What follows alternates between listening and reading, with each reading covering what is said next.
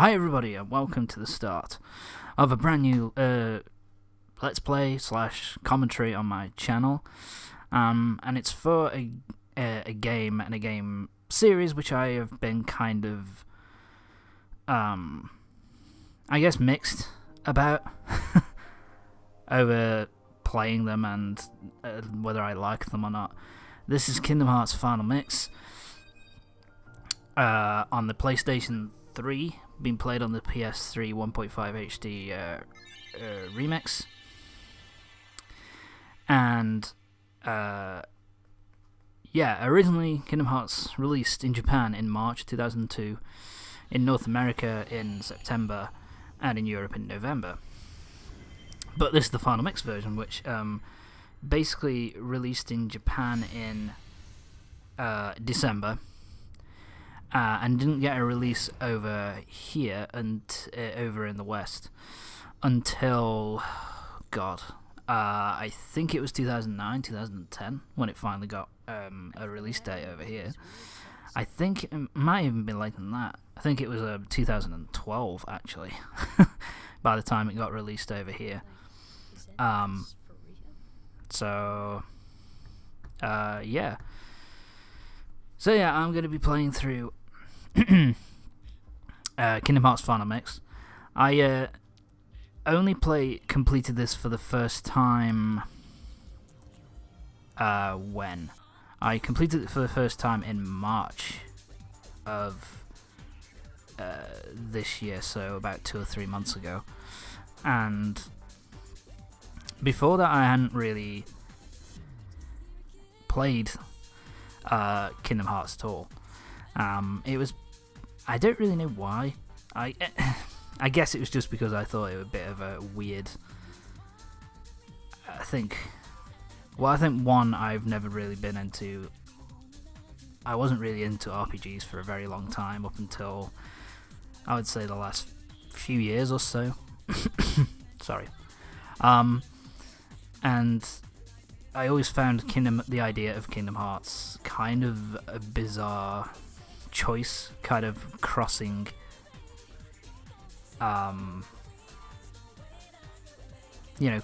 what's the word I'm looking for?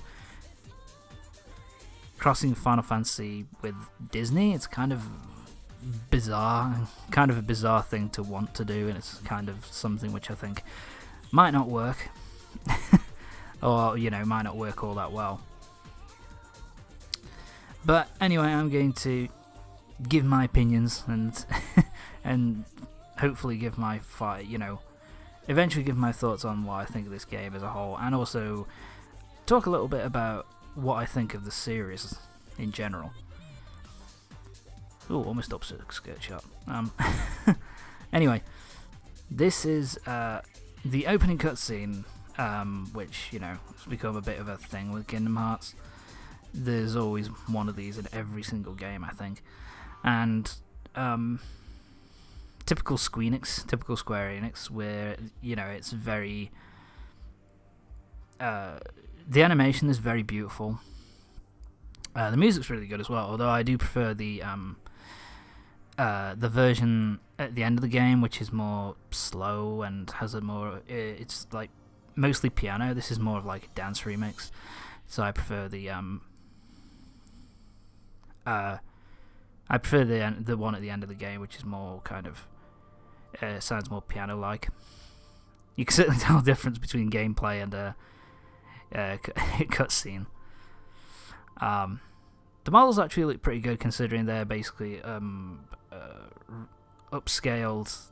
They're just HD it's HD remastered. It's still the original. From what I remember, apparently it's the original models, just with the new HD coat of paint. And this is our main character, Sora, the character we're going to be playing as throughout the whole game. And this episode, the first episode, is pretty much going to be the tutorial section. And so here we go. Circle to jump, yay. His jump is incredibly fucking stiff in this game. It's so much better in Kingdom Hearts 2. But anyway, This is the shield. The power of the Guardian, kindness to aid friends, and a shield to repel all. Essentially, in this section, basically you've got 3 items which you can choose from. You've got the shield, you've got the magic staff, and you've also got the sword. Basically, depending on what you pick, basically decides which like abilities you learn earlier. So, for example, if you pick the sword, you pick the more like physical attack-based abilities more quickly. If you pick the shield, then you get the more defensive abilities earlier. And if you pick the magic staff, you get the magic abilities earlier. Kind of common sense. But what it also does is it affects your stats. So the ones that I chose is I picked the shield and I got rid of the sword. Whoa, watch this failing here. Jesus Christ. That took a while. Sword looks badass, I will say. But if you pick the shield and the sword, you start off with 2 magic power, 3 AP points, 4 strength and 4 defense. It's probably the most balanced, and it also gives you the joint most AP points to start off with. AP points are basically ability points, which basically as you level up, you learn abilities, and each ability has a certain number attached to them. Like I think it's 1 through to 5, I think, and depending on how many ability points you have, that means you can apply more abilities, basically. So if you get an ability which is worth 1 point, then you can add that at the cost of a point, and then basically that means you'll be able to play, and you'll be able to have 4 more points to put more abilities on there if you wish to do that. Use up all your ability points and you can't apply any more abilities. It's kind of obvious. The other good option that you would have for that is to pick the shield and to get rid of the staff. MP is the same. Your AP is like 2 down, so it's not really that useful. But your strength is actually a little bit stronger, so you get a 5 in your start off with 5 points in your attack, and you still have the same number of defensive points, which is 4. Sorry, there's a lot of talking in this part. So yeah, here we're just talking about. This is just talking about the basic premise of fighting. The green balls are basically health balls, which give you more, which you can pick up to increase your health. The other types you can pick are yellow balls, and they give you basically money, currency to buy stuff. Showing you the lock on here, which is pretty vital early on in the game, at least. I fucking hate these characters. So yeah, these are the shadows. You're basically your base enemy throughout the game. Can be a little bit annoying when they go underground and hide from you, but otherwise they're a piece of piss to beat, really. Not too hard, not very hard at all. Really easy. We're in dark goo for a minute. And now we're back. And we're somewhere else.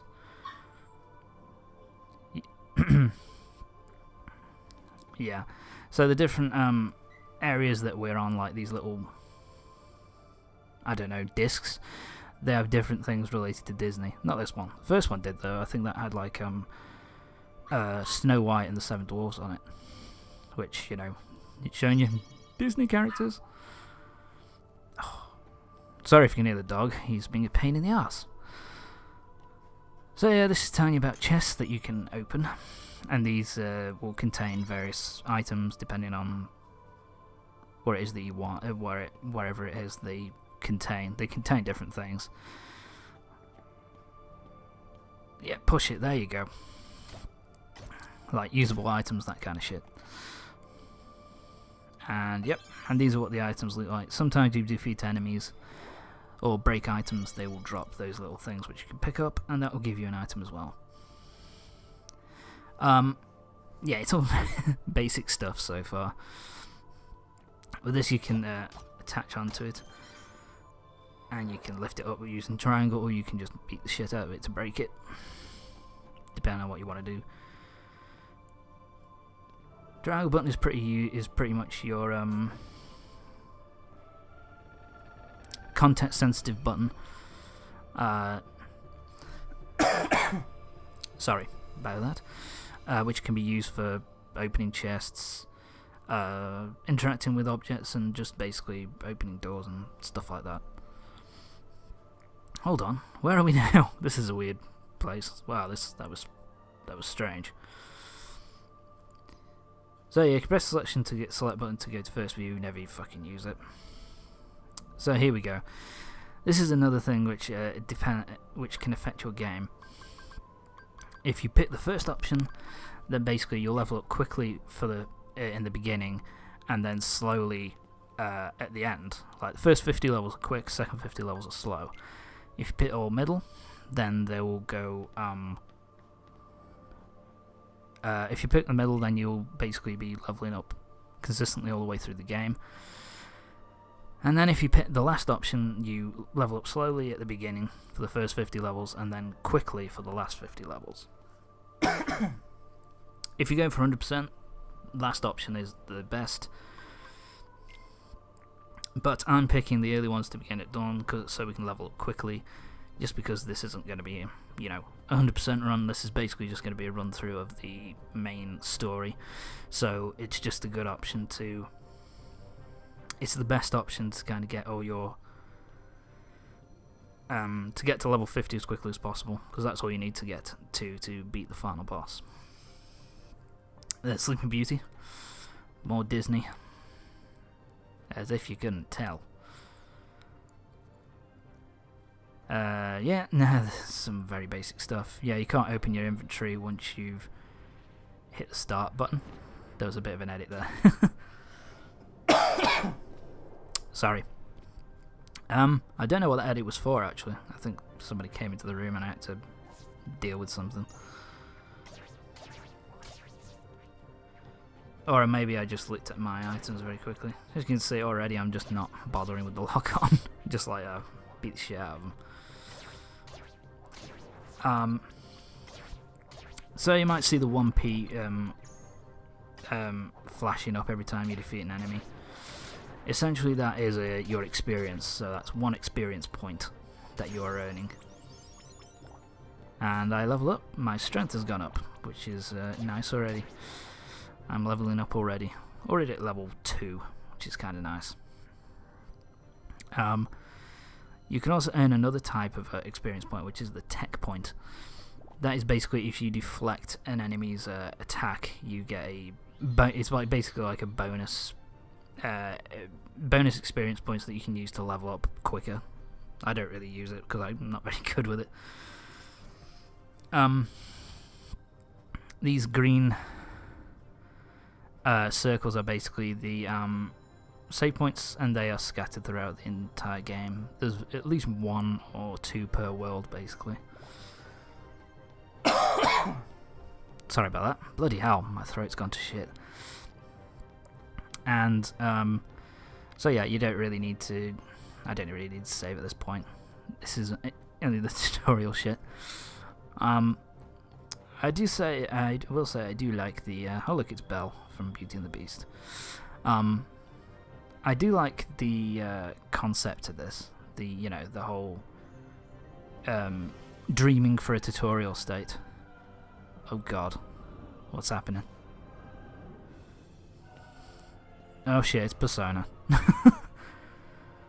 You're not me. But no, this is our first boss battle. This is Darkseid. We are going to be facing him. By the way, not the Superman villain. No, but we'll be facing off against Darkseid about 2 or 3 times during the whole course of the game. Twice in very quick succession. I don't think it's a spoiler to say that. So, best thing to do is to lock onto one of his hands, wait until he punches, you'll hit the ground, and then just keep hitting him. Now, when I was recording this, I had issues with my DualShock 3 controller. The issues were basically that I kept hitting the L2 button, or like the L2 button was being very what's the word I'm looking for? Very sensitive. So every time I even slightly brushed it, I would hit it, and that is a bit of a problem because L1 is to lock on, L2 is to change targets. So I kept changing the targets from what I wanted to hit, which was a real fucking pain in the arse to deal with. Sorry about that. God. And so yeah, that was a bit of a pain in the arse, but what can you do? It hasn't caused any deaths so far. I imagine it will at some point, unless I might have to buy a new DualShock 3, which I don't want to do. Got enough shit that I'm buying, to be honest. Because I want to get should I talk about it now? I want to get FIFA, but I'm also getting PlayStation VR next month, so it's like, ugh. First world problems of buying too much shit. And so yeah, just keep hitting him in the arm. There's nothing really you can. That's the changing again.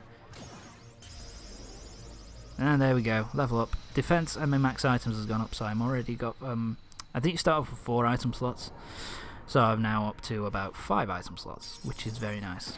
Item slots are incredibly useful because if you don't put like health restoring items or magic restoring items on those, then you can't use them during battle, which is a real pain in the ass. But don't be afraid. Don't be afraid, Sora. It's only black stuff.